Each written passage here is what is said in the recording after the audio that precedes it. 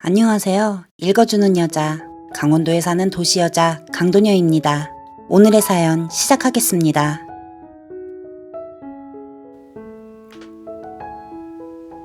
안녕하세요. 저는 모 대학교에 다니고 있는 대학생입니다. 저희 학교는 전공이 아니더라도 타학과 교양 수업을 들을 수 있는데 이번에 2점이 남아서 법대 수업을 듣게 됐죠. 법대라고 해서 사법고시 같은 거 준비하는 게 아니라 그냥 실생활에 쓰이는 민법을 공부하고 다양한 판례를 듣는 수업이었습니다. 교수님이 말을 좀 잘하시고 연륜이 있으셔서 굉장히 많은 일을 겪으셨어요. 법 설명하시면서 내가 과거에 맡았던 일인데 하면서 이야기를 재밌게 해주세요. 그래서 수업에 판례 듣는 것이 더 흥미진진합니다. 어쨌든 이건 어제 들은 엄청나게 소름 끼치고 치밀한 복수 썰이에요. 듣고 완전 후들후들했네요. 고등학교 때 일진처럼 좀 노는 애가 있었는데 이 아이를 가칭 A라고 하겠습니다. 근데 이 A는 같은 반 B를 겁나 괴롭혔다고 하더라고요. 빵 셔틀은 기본이고 심심하다고 때리고 돈도 뺏고 진짜 누가 봐도 심하다 싶을 정도였다고 합니다. 그래서 주위 친구들이 B에게 차라리 A를 신고하라고 했지만 그때마다 B는 괜찮아 하면서 바보처럼 웃기만 했다고 해요. 사람들 모두가 B를 바보 취급했고 A는 더 거리낄 것 없이 괴롭혀댔죠. 심지어 괴롭힘은 고등학교를 졸업한 후에도 이어졌대요.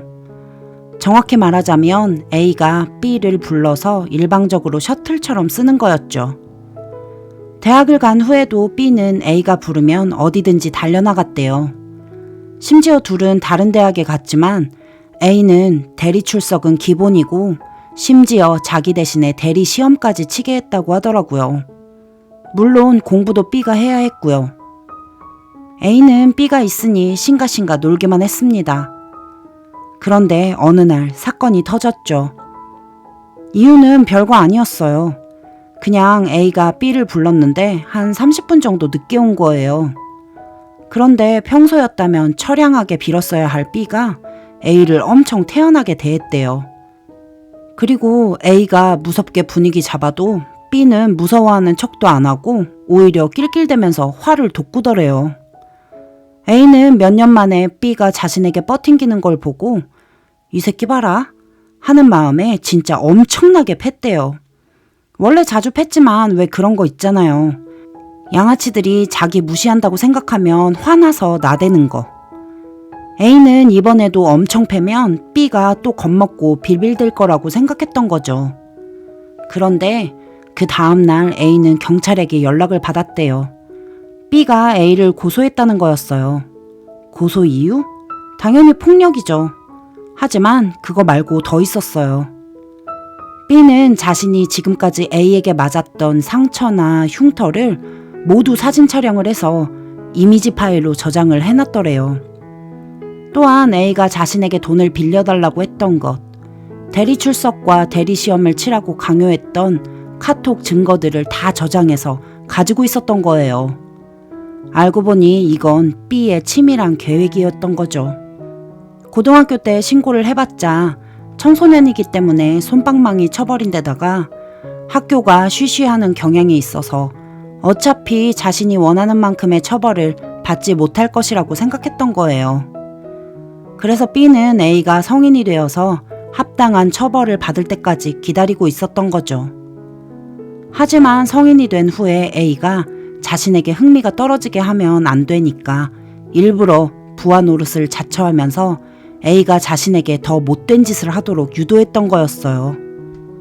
바보처럼 굴었지만 사실 속으로는 너는 얼마 안가 세댔어 하면서 속으로 칼을 갈고 있었던 거예요. 합의? 멍청한 A는 B에게 연락해 고소를 취하하지 않으면 가만 안 두겠다고 별의별 지랄을 다 했나 봐요. B는 그걸 바로 녹취해서 가지고 있었고요. 중요한 2차 증거물이 되어버린 거죠. 합의는 끝까지 안 보고 A 부모님이 무릎을 꿇고 보는 앞에서 빌었지만 B는 눈 하나 깜짝 안 했대요. A는 금품갈취, 협박, 폭력 등등으로 결국은 감옥에 가게 됐더래요. 지금까지 했던 게 워낙 많고 증거가 엄청났기에 빼도 박도 못한 거죠. 거기다가 B가 자신이 대리 출석과 대리 시험을 봤다는 걸 증거와 함께 장문의 사과문을 대학 측에 보냈대요.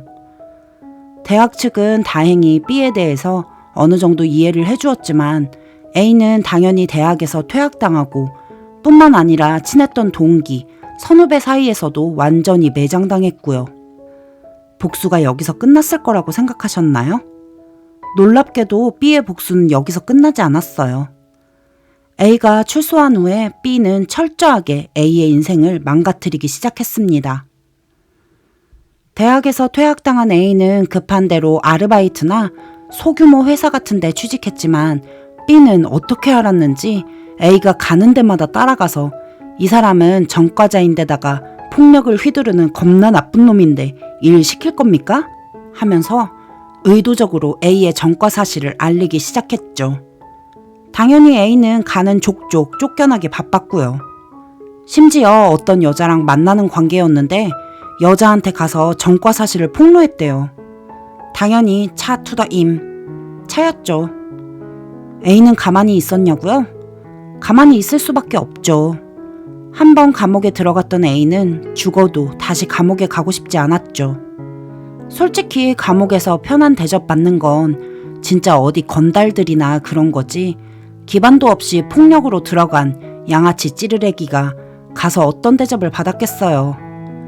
그런다고 해서 A가 홧김에라도 B를 두들겨 패면 당연히 합의 없이 또다시 감옥으로 고고싱 하는 거죠. A는 당연히 B한테 제발 그만 좀 하라고 빌었을 뿐만 아니라 이런 B의 행동을 고소하려고 했지만 치밀했던 B는 고에게 변호사를 선임해서 당당히 무죄를 선고받았대요. 감옥에서 나와 기반도 뭣도 없었던 A는 재판을 더 이상 길게 끌 수 없어서 포기. 교수님은 이 둘에 대해 이야기하면서 진정한 복수가 무엇인지도 한번 고찰해보라는 말을 남기셨습니다. 근데 정말 세상에 바보인 척하면서 속으로 복수할 계획을 꿈꾸는 사람이 겁나 많다는 말도 하셨습니다. 근데 진짜 무섭지 않아요? 이래서 의지의 차이라는 게 있나 봅니다. 결과적으로는 나쁘게 살지 맙시다. 인과응보. 남의 눈에 눈물 나게 하면 내 눈에는 피눈물 나는 법이니까요. 베스트 댓글입니다. 제가 바로 그래서 나오는 B처럼 2년째 셔틀 당하고 왕따 당하고 있는 사람이에요.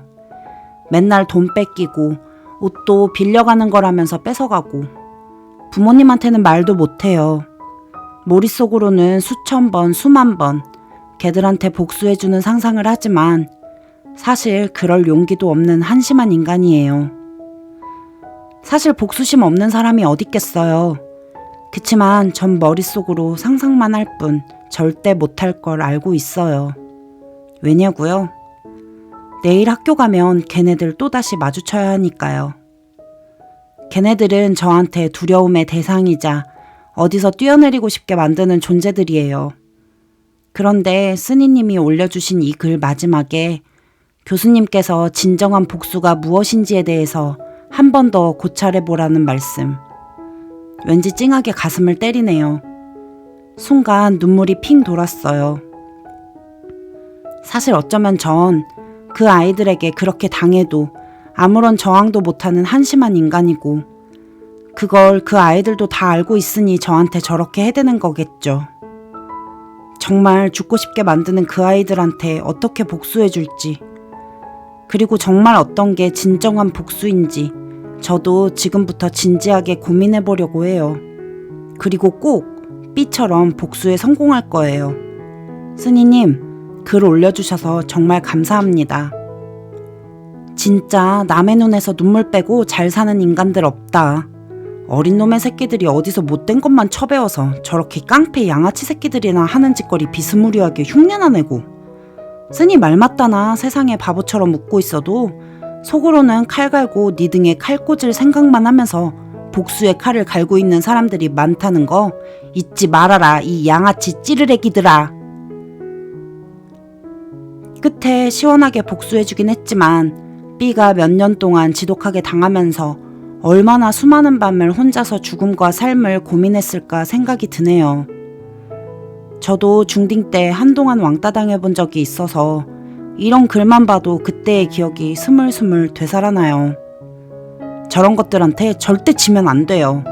지독하게 괴롭히면 진짜 미쳤다 생각하고 이악 물고 더 미친년처럼 달겨들면 절대 똑같이 못하더라고요. 비겁한 것들. 오늘도 끝까지 들어주신 여러분 감사합니다. 강도녀는 또 다른 사연을 가지고 다음 시간에 다시 찾아오겠습니다. 구독과 좋아요도 많이 부탁드립니다.